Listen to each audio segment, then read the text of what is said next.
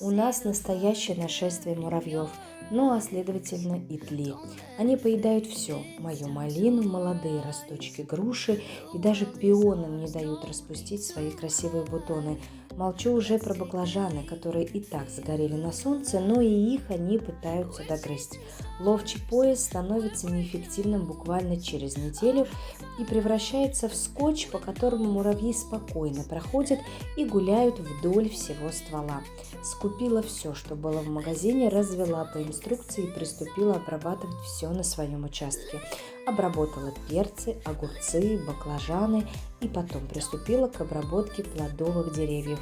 Надеюсь, что результат не заставит себя долго ждать, и в этом году мы насладимся хорошими вкусными плодами. Борюсь за деревья как могу. Обидно, что в этом году мы уже срубили 3 дерева, так как они не перезимовали. В общем, держим кулачки и надеемся на хороший результат.